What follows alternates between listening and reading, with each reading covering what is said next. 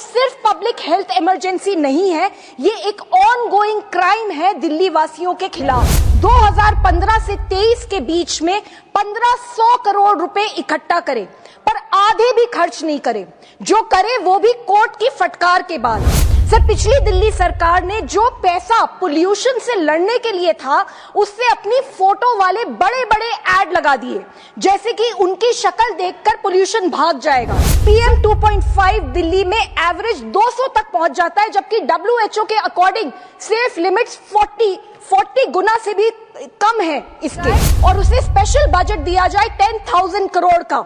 उसका सिर्फ एक ही टारगेट होना चाहिए सर, कि दिल्ली NCR में पोल्यूशन पूरी तरीके से खत्म करे। Thank you chairman sir.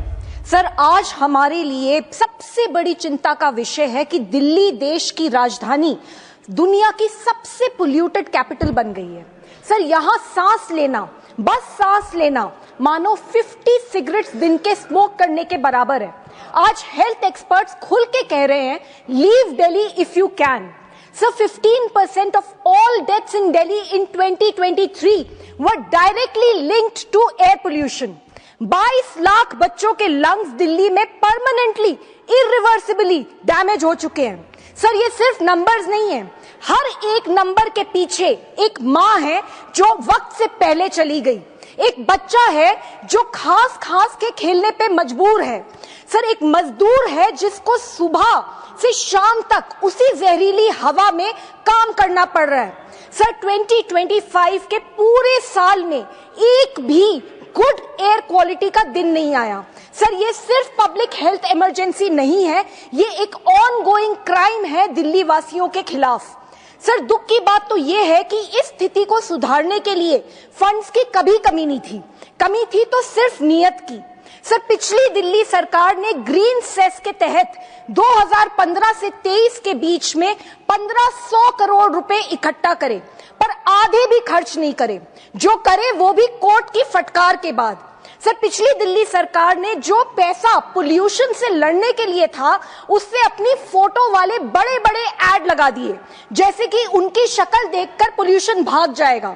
Sir, pollution add से थोड़ी ना कम होगा, इसको कम करने के लिए होलिस्टिक लॉन्ग टर्म प्लानिंग करनी होगी। सर, पहला, वेहिकुलर पोल्यूशन कम करने के लिए पब्लिक ट्रांसपोर्ट को मजबूत करना होगा। आज मेट्रो और बसेस में हद से ज्यादा ओवरक्राउडिंग है। सुप्रीम कोर्ट ने 1998 में आदेश दिए थे कि दिल्ली को 10,000 बसेस चाहिए। आज 2025 में दिल्ली में सिर्फ 5,000 बसेस हैं, और ये तब है जब वेहिकुलर एमिशंस दिल्ली के पोल्यूशन का 2/3 हिस्सा है। दूसरा सर, भले ही सरकारें स्टबल बर्निंग में डेटा में गिरावट दिखाएं, लेकिन सैटेलाइट इमेजेस कुछ और ही सच बता रही हैं। इस इशू पे स्टेट गवर्नमेंट्स को किसानों के साथ मिलकर काम करना होगा। किसान दुश्मन नहीं है, किसान मजबूर है, उसके पास ऑल्टरनेटिव नहीं है। सर, स्टेट गवर्नमेंट्स को 5,000 पर एकड़ रुपए कॉम्पनसेशन देना होगा, टेक्नोलॉजी देनी होगी, तभी जो आग लगती है वो बंद होगी, और ये जो ब्लेम गेम होता है वो भी बंद होगा। सर, तीसरा, दिल्ली के 300 किलोमीटर के रेडियस में आज भी 35 थर्मल प्लांट्स हैं, और इनमें से सिर्फ 13 के पास एमिशन कंट्रोल सिस्टम्स हैं। चौथा सर, कंस्ट्रक्शन साइट्स पर डस्ट नॉर्म्स का खुल्ला उल्लंघन होता है। टूटी सड़कें हवा में डस्ट उड़ाती हैं। रेजिडेंशियल एरियाज में आज भी बर्निंग होती है वेस्ट की। PM 2.5 दिल्ली में एवरेज 200 तक पहुंच जाता है, जबकि WHO के अकॉर्डिंग सेफ लिमिट्स 40 गुना से भी कम है इसके। एंड हम ग्रैप 1, 2, 3, 4 इसी में उलझे रह जाते हैं। Sir, air purifiers and N95 mask cannot be a new normal. चाहे आप नेता हो या जनता, चाहे आप अमीर हो या गरीब, सबको इसी हवा में सांस लेनी है। इस इरिवर्सिबल हेल्थ डैमेज से कोई नहीं बच पाएगा।